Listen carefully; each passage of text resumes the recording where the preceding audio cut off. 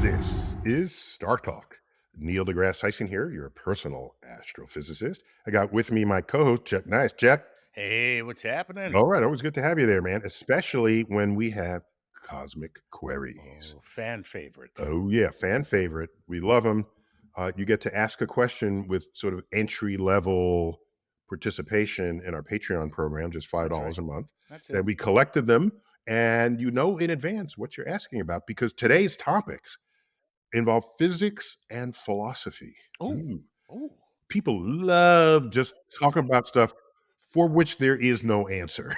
Well, of course, you know why? Because it makes them feel like they have a stake and a say. And a It's like, say, because yeah, it's nobody like, has the answer. yeah, So nobody has the answer. So I'm just as right as you are, right? And like, no, you're not. You're still an idiot. Okay. See, I have a PhD in philosophy and physics. I have what's called an informed opinion. You, on the other hand, went on the internet, saw somebody on Joe Rogan's show say something about something else, and now you think you're an expert. Shut up.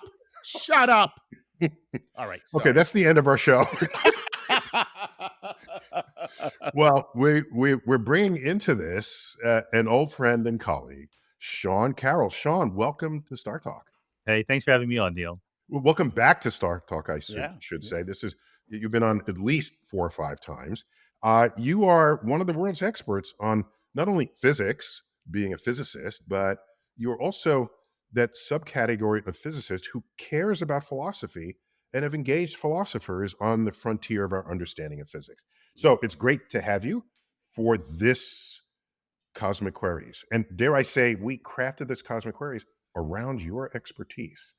And I So promise to give you nothing but the correct, true answers to all. otherwise, Chuck will get on your case. Don't make me go on another diatribe. So you are the Homewood Professor of Natural Philosophy at the Johns Hopkins University right there in Baltimore. And you have a joint appointment at the Santa Fe Institute. Now, that institute, everything I know about it, those are deep thinkers about things that it's like, what? Like you twist your head like a dog hearing a high pitch. It's like, what? And you're the fractal faculty at the Santa Fe Institute. And your expertise in quantum physics, space time, cosmology, love it. Emergence, entropy, dark matter, dark energy, symmetry, origins of the universe. And perhaps most people who know you through your Mindscape podcast. So always good stuff happening there. Those things that make you tilt your head and scrunch up your eyes, like that's my lane. That's what I do. That's you. People let me do that, so I'm going to keep doing it. Okay, so I say this lovingly and crazily: stay in your lane. Okay. And full of crazy people, but I'm in it. So tell me, what is first natural philosophy? I last saw that term with 17th, 18th century philosophers. Natural philosophy was the then term for what today we would call physics, right? Because political philosophy and religious philosophy, natural philosophy was physics. So why isn't that just physics, professor? There's a joke in philosophy circles that once an area of philosophy starts making progress, it gets spun off to a completely different field. So it never looks like philosophy actually makes progress. But you're right. Newton, Galileo, those folks would have called themselves philosophers. The idea of a physicist hadn't been invented yet. But what happens is that academia loves to categorize and silo people. So they invent a physics department and a philosophy department, and they examine what questions you could ask, and they decide which is which. But what that does is that it means that all of the in between stuff, because it's really a continuum here, not The a interstitial ideas and things. yeah, those just get lost. And we're at a Hmm. point in physics right now where questions like, what is an observer? What is infinity? Why is the past different from the future? What is emergence? Like these are physics questions, but What makes clearly with this a night problem. different from all other nights? Yeah, Sorry. Okay. philosophy is broad. We Is that can a song lyric? Is that okay? So you are there to clean up the pieces, is what you're saying. Well, I'm actually there to understand the universe. I think that the common thing within natural philosophy is we're not studying the process of science or anything like that. We're studying nature, we're studying reality, but there's a way of doing it that is kind of foundational, that, takes a step back. Look, physicists, bless their hearts. You've met physicists, Neil. I know this. And ask them By about. the way, Chuck, anytime someone prefaces something by bless their heart, Bless your heart. they're about to insult them in Yeah, some way. nothing good ever. It's It's just in the like, same sentence as bless their yeah, heart. especially if you're an old white lady from the South. You know what I mean? It's just, oh, bless her heart. She's just a little whore. That's all. Sir, it's true. That's how it goes. Okay.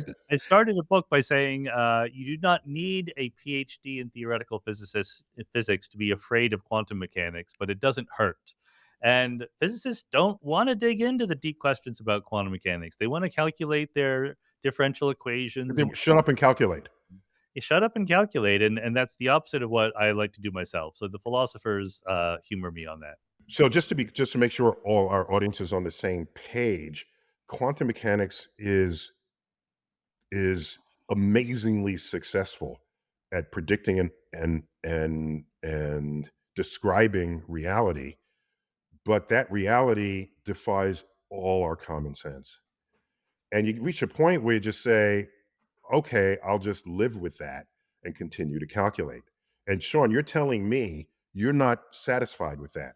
You want to understand crazy quantum phenomena on some level where we can sit down and say, oh, okay, now I understand it. Is that what's driving you? Yeah, absolutely. Just like it drove Professors Einstein and Schrödinger back in the day. But there was this consensus that developed in the 1920s and 30s by physicists where, like you say, we have some equations, we can solve them, we can calculate them, we can make predictions, and beautiful, exquisite agreement between the calculations and the predictions without knowing what's going on, without agreeing Right. on what's actually happening in the world. And there's a whole bunch of physicists who will say, oh no, understanding what is actually happening in the world, that's not my job. I'm just here to make predictions. I strongly feel that's not right. I'm here to help understand what is going on in the world.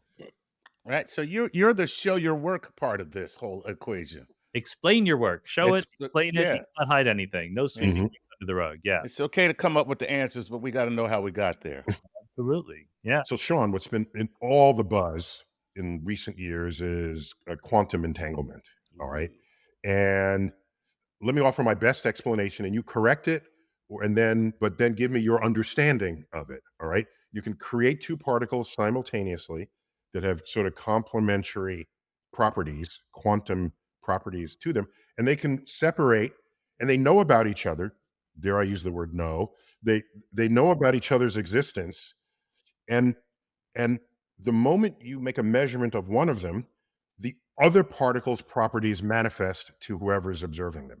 And they manifest instantly, transcending the speed of light. And so we know that happens, but Sean, you're going to tell me that you understand it, or will you not? Well, I think that we have multiple competing ways to understand it. We have not agreed on the correct way. My way is like I said, Chuck, in the bar, you just have the beer and nobody agrees, right? That's the difference. But like you said, we can make the prediction to exquisite accuracy. People tested the prediction. They won the Nobel Prize for it last year. That was what the Physics Nobel Prize was given for. And by the way, the whole reason we know and care about entanglement was because Einstein in 1935 was trying very hard to figure out what really is going on, right? And he didn't quite succeed. He didn't get the answer there, but it's that drive to understand that led here. And ultimately, what we can say, I think, with some confidence, is that what the world is not a bunch of separate particles doing their own thing. It looks like a bunch of separate particles under certain very clear circumstances, but in other circumstances like this entanglement business, it doesn't. It's more holistic than that. So people like me, who are advocates of the many worlds interpretation of quantum mechanics, we have a very simple, straightforward way of talking about entanglement. But there's other people out there who talk about it differently. And, that's great. That's what academia and intellectual curiosity is all about. Okay, remind us of the many worlds hypothesis, because I think that's now 100 years old, right? We're on the centennial decade of the major discoveries of quantum physics, the 1920s. So if you can just remind us what the many worlds, I think it was once explained to me, and I said, what are you smoking? I think I'm sure that's what I said. Tell us. When we teach undergraduates quantum mechanics, we say that a quantum system has two different ways of evolving. There's one way it can evolve when you're not looking at it. And that's what Schrödinger and Heisenberg and their friends figured out back in the day. But just to be clear, to be precise, I know how you're using the word evolve, but to a biologist, the word evolve means something completely different. So you mean it unfolds. Yeah. The events unfold. Yeah, it changes, it has its dynamics, whatever it's doing, whatever its behavior is. But then there's a whole nother way that we need to describe that behavior when we make a measurement, when we observe the system. Famously in quantum mechanics, you can't predict deterministically, precisely, with 100% confidence what answer you're going to get. You can predict a probability distribution over different possible answers. So Einstein said, God does not play dice. That's what Einstein said, yes. With the universe. Or but it kind of looks like you are playing dice. I'm just saying. And by the way, what a presumptuous statement on Einstein's behalf. I mean, who knows? Sean, didn't Niels Bohr say, Einstein, stop telling God what to do? Exactly. I mean, right. Who's to say that God's not down on one knee going, Papa needs a new pair of shoes? You don't know that. You don't know that. So was it Niels Bohr? Somebody said it to Einstein. Who was it? I think it was Niels Bohr. I think the better advice would be like, don't play dice against God. You're not going to win if that's. Yeah. Okay. Okay. There you go. That makes sense. So, what is this going on with this weird thing? You don't expect measurements, observations, looking at things to be part of the fundamental nature of reality, right? It never was before quantum mechanics came along. So you can ask yourself, what if like all of that was unnecessary? This whole idea that we need a separate rule for what happens when we measure something. What if you just erase that from the rules of quantum mechanics? And the answer is that what you find is that every possible measurement outcome comes true, but in a different world, in a different part of the overall quantum universe.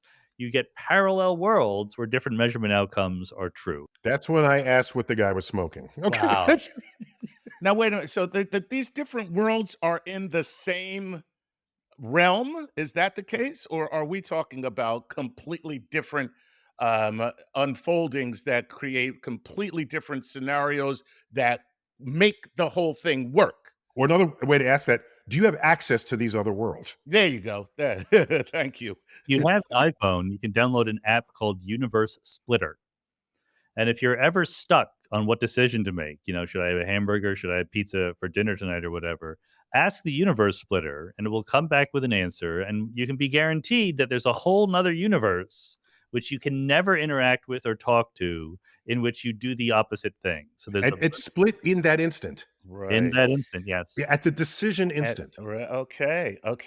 It's a physical quantum process. But and that's because of the entanglement, because they couldn't exist simultaneously. They have to exist in those positions at the time of the decision, so that when one does it, the other does the opposite, or when one does something, so there's an action and there's a reaction, but there can't be action. It has to be so that they're existing and then reacting differently. Is that? Sean, Chuck is about to blow a gasket. I know, because you're freaking me out, man. You are freaking me out. This is not anything that we bump into in our everyday lives. If it doesn't make you a little bit uncomfortable, you're not taking it seriously. Okay. All right. Damn. Wow. All right. Chuck, let's get to the questions. Okay, man. We got to digest this. This is already good stuff, boy. I'm telling you, right? I'm so mad I didn't have an edible before this show.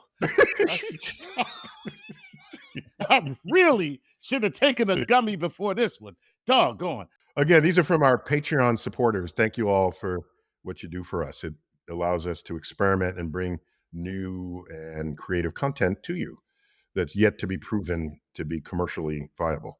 So that's what's going on here. All right, Chuck, you got your iPad there? All right. I do. So here we go.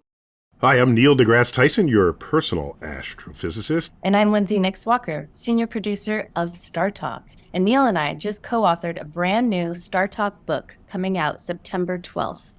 Yeah, this is the third in a series of collaborations with National Geographic Books. And this one is titled To Infinity and Beyond. And it's available for pre-order from the StarTalk website, startalkmedia.com/books. If you pre-order it, you get to gain access to a live stream that Lindsay Walker and I will do from this office. And you have the occasion to submit questions that we will answer. That's right. If you pre-order from startalkmedia.com/books, we'll answer your questions about the book, the universe, Neil's favorite kind of cheese, whatever you want. All right. So we'll see you there, and we'll see you then. This is from Sai. Says, hello, Dr. Tyson, Dr. Carroll, Dr. Haha. First-time Patreon member. I know, right? First-time Patreon member here. Huge fan. I am Sai Anurag Lakarju from India. Chuck, if you get my name right, I swear to God, I will double my Patreon membership. Okay. Right. Yeah, well, I guess you're in no danger there, are you? Yeah, I think Sai? he's going to have it after what you just did to his name, but all right. That was funny. My question pertains to Dr. Carroll's research, which says that the universe is infinitely old, and Big Bang is just one of many events resulting from quantum fluctuations of a vacuum energy in a cold, de Sitter space. Please throw some light on what kind of space is this? How can I visualize it better in order to understand it more fully? Ooh. Good, very good. I love it.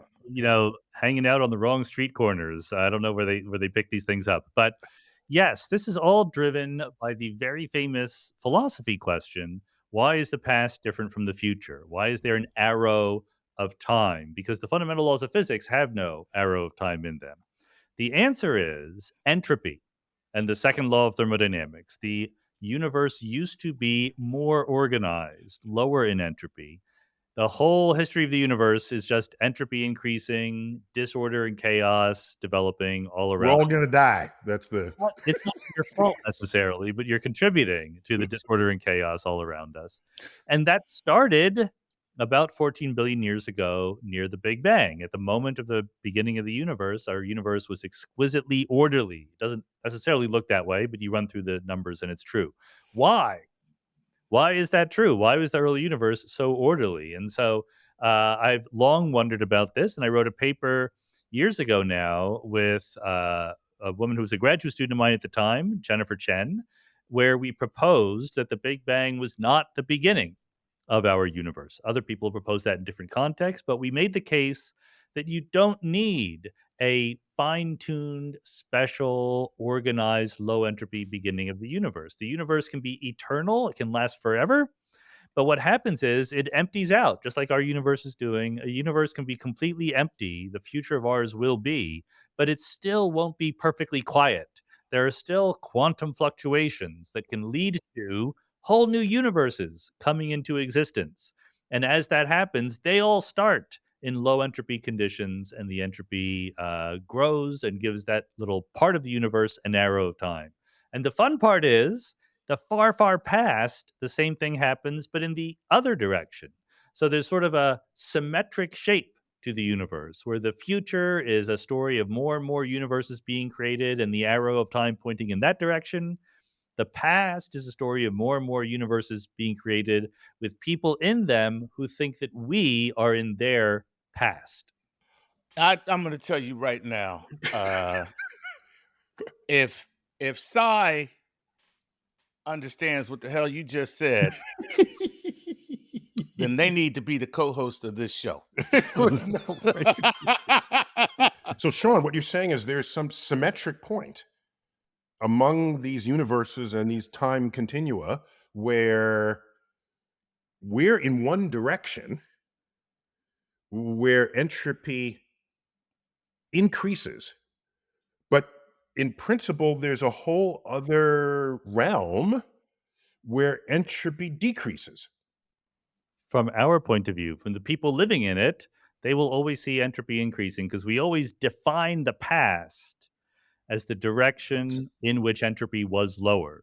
So it's a big U shape that is perfectly I symmetrical. get it now. So we're in their past because they're looking at us and seeing a decreasing entropy, which is indicative of traveling backwards because we're moving towards a more ordered universe. But we cannot be moving towards a more ordered universe if we're moving into the future because we are always moving towards entropy. So if you are observing that, then you are I am in your past. So, because you're looking at me going towards order. Chuck gets it. We're done. Yeah, man. Yeah. Science! And it's insane. Chuck, you're blowing out the volume level on the I'm microphone. sorry. That's insane. Okay, wait. So Sean, before we get to the next question, what these are ideas. Is there any way to experimentally verify any of this? Well, we're trying, but the short answer is we don't know yet. We don't have. That sounds like a no. Just say it. No, it was very much not a no. Oh, okay. All the words, Neil. All the words matter here. Okay. Yeah, but this is a broader idea, right? There are plenty of tentative, preliminary scientific ideas which are too ill-formed yet. I'm with you. Predictions. Einstein's gravitational waves, Einstein's gravitational rings. Yeah, I'll give you that. We'll get there. We will get there. Send money. We'll do it. Just trust us. Yeah. In your lifetime? I hope. My lifetime is getting shorter every year, so I don't know. We'll yeah, your life expectancy is dropping every year. Yeah. All right, Chuck, what else you got? All right, let's go on to Doug Sherman. Doug Sherman says, "Hi, Neil. Hi, Sean. Lord Nice. This is Doug from Frisco, Texas." All right. Doug says, "I thoroughly enjoyed Sean's debate on God and cosmology against William Lane Craig, although I'm still trying to get my head around everything Sean explained. One amongst many arguments I found interesting was Sean's rebuttal against Mr. Craig's technological argument that the finely tuned universe was evidence for the existence of God. I don't recall the specifics, but I believe Sean stated that in some models, the probability of a finely tuned universe approaches 1, and then it's, oh man, he must have cut and paste because it drops out. Then the finely tuned universe approaches. Then he says, could Sean once again go through the perspective of the fine-tuned argument? I also reject the technological argument, but for more simplistic reasons than my flawed brain can rationalize. So just for context, William Lane Craig is a proponent of basically a God-created universe. And he's not the Bible-thumping person in such a conversation as others might be. He's trying to stay grounded in the natural world, taking you to a precipice where you say, okay, God must be there. So I'm pretty sure Sean wouldn't debate just anybody on that subject. So William Lane Craig has some debating respectability in that regard. Did I characterize that correctly? Saying, Sean, you're not going to throw down with Pat Robertson or Jimmy Swaggart? That's right. Not on the debate stage, no. Okay. I do think that what is called the fine-tuning argument. Did I characterize your opponent accurately? Would you say? Yeah, that's fine. But the fine-tuning argument for the existence of God is what I think is the best argument for the existence of God. I also think it's a terrible argument, but still it's the best of the ones that they have. So I'm glad when they refer to it. And the idea is that you look around the world in which we live, the universe that we find ourselves in, and you say, there are features of this universe that need to be the way they are in order for life to exist. If they were different, life couldn't exist. But they easily could have been different, right? The things like the amount of energy in empty space could have been so large that it would rip planets apart before they ever formed. But we seem to have gotten lucky. We seem to find ourselves in a universe that allows for our existence And so the argument is, I know why. It's because God did it, because God created a universe in which that's possible. A very common counter argument is, well, it also could just be a multiverse, right? There could be many different parts of the universe, and we just are finding ourselves in the hospitable one. But there's two things So going. you're not in all the others to have this conversation. Right. Well, So they help play an explanatory role in accounting for why our universe looks so fine-tuned. So, two things going on here. One is the proponents of this argument tend to exaggerate the degree of fine-tuning that they need, and that's what the questioner is referring to. There's certain things that William Lane Craig and others say, "Oh, that I just don't get it. That's so fine-tuned." But you can raise your hand and say, "Actually, physics has completely explained that one now. We don't need to go beyond the realm of physics to account for that." So but in other ways, it still looks fine-tuned. And my favorite rejoinder is actually, this is a great argument for the non-existence of God. Because if God existed and God created life, God is not beholden to the local laws of physics. God can create life however God wants to, because he's God. God can do anything. You don't need the physical conditions to allow for the existence of life unless God does not exist. So Mm. I All think right, now let me just ask a question here because just to further clarify, what if instead of needing the laws of physics, the laws themselves are a reflection of what God has done? So it's not necessarily that the laws are needed; it's that the laws exist because they just happen to be a byproduct of the creation itself. that is completely possible. And Neil will raise his hand here and say, how do we observationally test that hypothesis? I Okay, think Hey, listen, I'm 100% with. I'm on board with that. Okay, good. the I just issue is wanted to make sure that that could be an argument to be now this had. That's smells all. like Spinoza's God, right? Which is that the whatever God is to you, the laws of physics are the manifestation of it. Oh, so I'm not that smart. Somebody already thought of my question. could have been Chuck's argument, but nice as God. But look, for the last 500 years, as science has done more and more to explain why the universe is the way it is, the role for God as an explanatory move has gone away, has diminished, right? And so you are And left continues to do so. Yes. and so you're left with, if you want to believe in God, and there's plenty of very, very smart people who do, they tend not to rely on God to account for the things that we observe in the natural world, what is called natural theology as opposed to natural philosophy. Natural theology is not so popular anymore.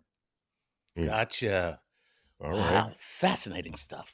All right. Chuck, keep going. We've only gone through 2 or 3 questions. Let's see if we can speed it Well, up. Okay. we just have to have Sean back. That's all. This stuff is too good. We can't rush. We cannot rush through this. This is too Well, we should good. at one point get a double wide episode with him. Maybe we'll do Yeah, that. well, yeah, absolutely. All Okay. right, this is Tom B. Knight. Hello, I'm a Patreon supporter of both StarTalk and Mindscape. Woohoo. Great to see Sean on the show. Do voids in the cosmic web, like the Iridanus supervoid, violate the cosmological principle? What could be the cause of these structures? Thank you for your service. Okay. Mm, good one. Eridanus is a constellation. I think it's a waterfall, or it has something to do with water. My memory serves. But anyhow, uh, Sean, what you got there? This is a great question, but there's a lot going on here. I'm going to try to keep it brief here. There's something called the cosmological principle that says that if you squint and look at the universe on very large scales, everything looks the same everywhere, right? The same number of galaxies and whatever. It's a dopey thing to call a principle because it's not a principle. It's just a fact that you see about the universe. It could easily have been otherwise, especially because it's not exactly true. And that's what the question is getting at. There are places in the universe where matter is very dense. There's places where it's very empty and so forth. The way that modern cosmologists think about this question is to say, in the early universe, it was even smoother than it is now. It was very, very smooth. There was only a difference in one part in 100,000 as you went from place to place. Number one, why was it not perfectly smooth? But number two, why was it pretty darn smooth? And number three, how did it evolve, using the word evolve again, from that condition 100,000 years after the Big Bang to our conditions now? The last one, how it evolved, is the one we have the best handle on. It was gravity doing the work. Gravity turns up the contrast knob on the universe. So if you have a slightly emptier region, it empties out. If you have a slightly heavier region, it collects matter onto it. And so we went from very faint ripples, if you look at the cosmic background radiation, to these very vivid voids and galaxy clusters that we see today. We still don't know where those first ripples came from. Inflationary cosmology is a favorite thing to talk about, but that's a whole nother episode. Wow. There you So I go. like the way you said that. We observe these fluctuations of one part in 100,000, and you say, well, how come it's not perfectly smooth? How come it's one part in 100,000? And how come it's not anywhere near that today? That's a fun way to think about that problem. Because it's easy to say, oh, here's the answer, and then move on. But wait a minute, why isn't it something else? Yeah. Right. And not enough of that goes on, I think. Well, it's a once again a reflection of the fact that the early universe had low entropy because gravity was so strong in the early universe. A more common generic random configuration would have been wild fluctuations like black holes here and empty space there. And so the fact that it was so smooth does kind of demand an explanation, and we're not sure what the explanation is. All right. Keep this going, Chuck. This is Malcolm Marfan, and Malcolm says, "Hello, Dr. Tyson, Dr. Carroll, and Chuck, maybe? Okay. Okay. I love these people, man. They love you, Chuck, no matter what they call you. Yeah. I know. No, I know. Well, Malcolm Marfan here, all the way from Trinidad and Tobago. And he Oh, says, nice. Dr. Carroll, I came across your 2018 paper, Why Is There Something Rather Than Nothing? And thought, wow, this guy's really dedicated to a lot of brain power to the concept of nothing. Now, since you've clearly become an expert in nothingness, can you shed some light on the various layers of nothing? Specifically, how do these layers of void stand apart and how are they intertwined with the head-spinning realms of cosmology and quantum mechanics? P.S. Can I get a philosophy or physics degree with nothing for my thesis? I think our questioner missed the point of the title of my paper, which is that there is something. Like, we can contemplate that there wouldn't have been anything and there's just nothing. But what I say in the paper is, can we really contemplate that? I mean, I think that we have this informal training from our everyday lives, right? Where we have boxes with things in them and boxes with nothing in them. And so we think that there's an option. There can be things or there could be nothings. But when it comes to the universe, it is not at all obvious that there is an alternative to the universe existing. What does it even mean for nothing to exist? How does nothingness even exist? I mean, that's kind of what I'm getting at in the paper, which is that it's not at all clear that the reason why the universe exists is the kind of thing that has an answer to a why question. Maybe we just have to accept it as a brute fact and be lucky about it. So I do think this stuff is fun to talk about, but I don't think that it is nearly as down to earth and simple and physical as certain physicists who like to talk about this make it out to be. It's a fundamentally a philosophy question. But John, if there were no quantum physics, in principle, you could talk about space as having no particles and none of these virtual particles that quantum physics forces into it. You just say, remove the atoms and all known particles. That's as pretty good a nothing as anyone would hope to describe, isn't it? No, it's something. It's space. It has Because you have a word for it, okay? You call the empty space space, and I call the empty space nothing. Aren't we just semantically differing there, not fundamentally differing? Is empty space three-dimensional? I don't know. I don't know how many dimensions there are.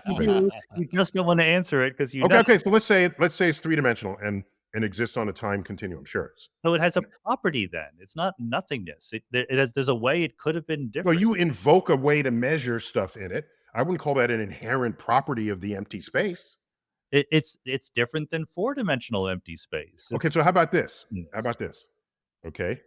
Again, one of the reasons why I don't like arguing with philosophers because ultimately it comes down to how you're defining the words that you're using in your sentence in so many of those arguments. So let me just say, if we define something versus nothing as something is there's a thing there, and I take everything out so that, as Chuck said, there's, or as you said, there is no thing, nothing there, then that's nothing.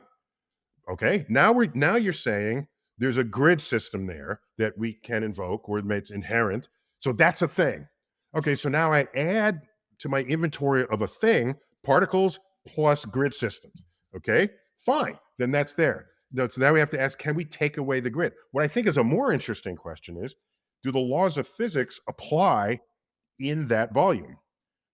And therefore it can't be entirely nothing, because laws of physics apply even though there's nothing there to manifest them.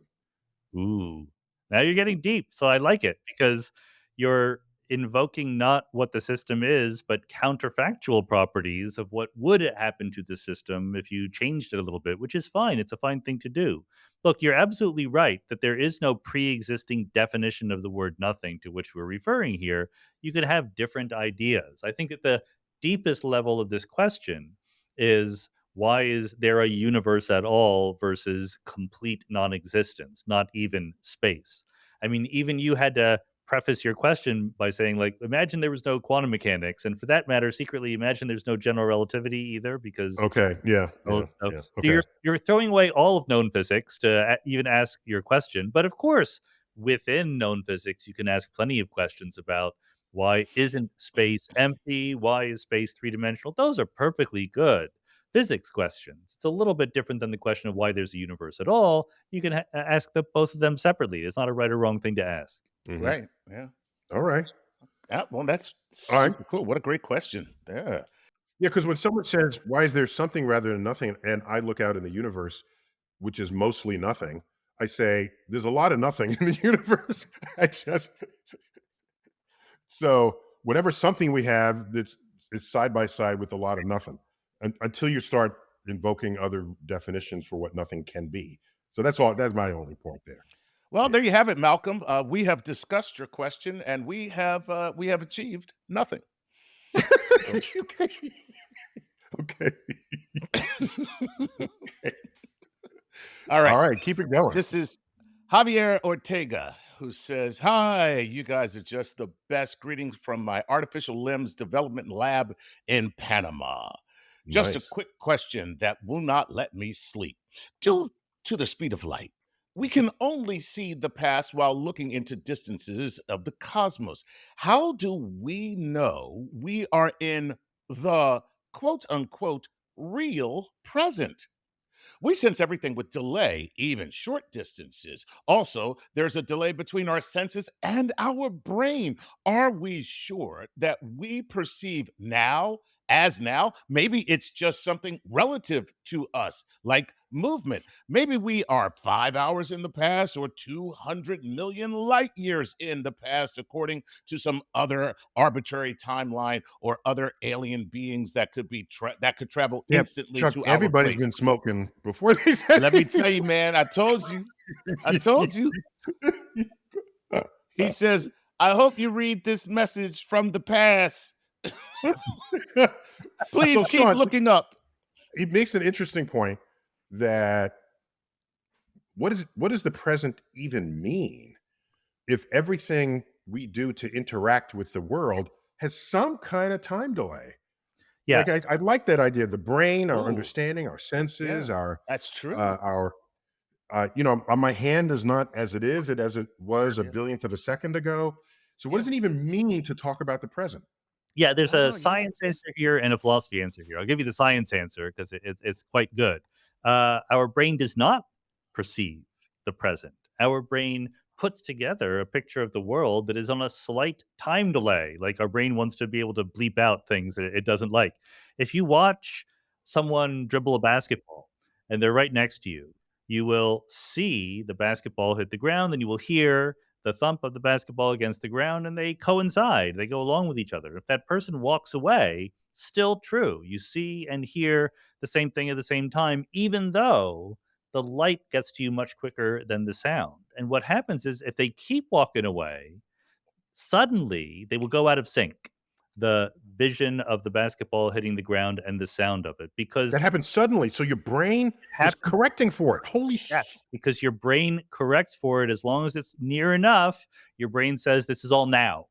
And you can even measure how much it is. It depends on what sense you're talking about and what perception, but roughly think about 40 or 50 milliseconds of time is a little window in which your brain collects things and says, I'm going to put this together into a picture of the So a present. millisecond is a thousandth of a second. So 40 to 50 thousandths of a second would be like 500ths of a second. There you go. Good math. Okay. Excellent. Yes. Wait. So what you're saying is there's a point where the brain just gives up recreating the present and said, I can't compensate for this. It's too much. hard. It's too much. I can't do no more. So you do. Oh, Deal with it. Go on without me. Oh God, it's just I can't take it. No. So this is an experimental result, Sean. Look, as I'm sure you already know, neuroscience, biology, psychology. That's a whole frontier right there. Way harder than physics or astronomy. Way harder. Yeah. Okay. I did not know this. So interesting. So the brain constructs a present so that we can help make sense of the world in our own moment that we make decisions. It's actually doing that with everything all the time. Your brain, because there's just too much input for your brain to actually process in real time. So most of what it's doing is kind of creating a construct and then painting a picture of what it is. And then it looks for changes in that construct. So Sean, this tells me that if the brain can't complete the picture, it'll make stuff up to fill out the picture. Absolutely. That's why there are so many black men in prison right now. That's one example. I was going to say optical illusions, but sure, yes, racial incarceration inequalities. That's another one. Yes. This is the philosophy part of the answer, which is that there is a real world out there. I mean, there is objective physical reality, but there's also the picture, the image, the model of the world that our brain puts together. And they're related, but they're not the same. And our brain is doing a lot of work to take all of the many sense inputs that it has and sew them together into coherent picture. So yeah, and a clever optical illusion will hijack that ability and make you think something that is very far from true as being true. But it doesn't quite make sense. Yeah. All right, we got time for one last question. Chuck, oh what do you my have? God, this is over already. I know, right? Jeez, Okay. We got to do this again. This was fantastic. I think he's got other stuff to do. He's working on books. The man writes books. Okay. I know. What's his latest book you just wrote? One right now during this episode. Yeah, I'm almost done.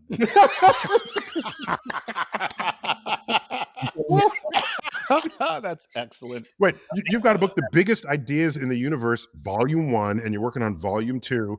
And this is a physics book where you got equations in there, and you are not apologetic about it. No, I mean, we don't assume that you know any math. We teach you the math, so I teach you calculus and what have you. And I love that. So, just in case you missed calculus, in your school, it's in the first couple of pages, right? A couple chapters, but yes. And then you move on and you learn tensors and differential geometry and Einstein's equation for general relativity. And this is for the public. You just want to boost the public's math literacy a bit. And their self-esteem. I love the public. I want them to feel like they can get this stuff into their heads. It's not so hard, really. I love what you said to us offline, that when you were 16, you wished someone had written a book like this for you to consume at that time of your life. Be quantum mechanics and quantum field theory and particles and symmetries and gauge theory. Well, had you had such a book, imagine how much smarter you would be.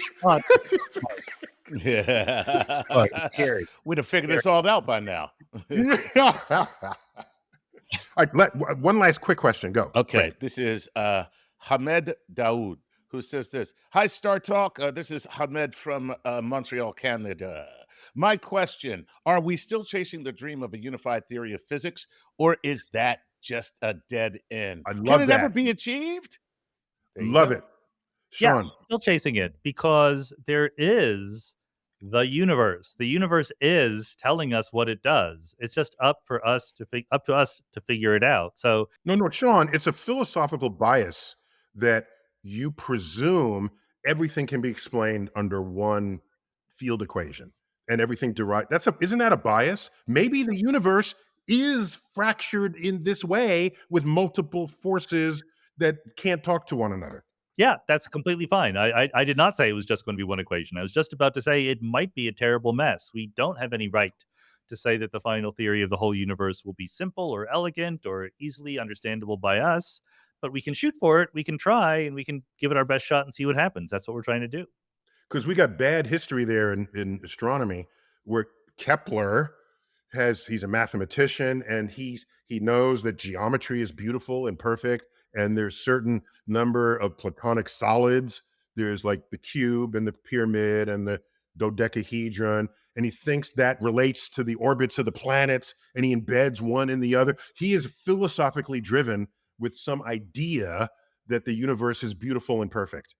And he spent 15 years wasting his time until he threw it all. I said, no, planets just have weird elliptical orbits. And sure enough, that's the answer. So we've been through this in my field, John. I'm just telling If you. I feel as hard as Kepler, I'd be very, very happy. Okay. All right, we got to call it quits there. Sean, it's been a delight to see you again and chat with you. And Chuck, always good to have you, man. Always a pleasure. Neil deGrasse Tyson here, your personal astrophysicist. I'm bidding you to keep looking up.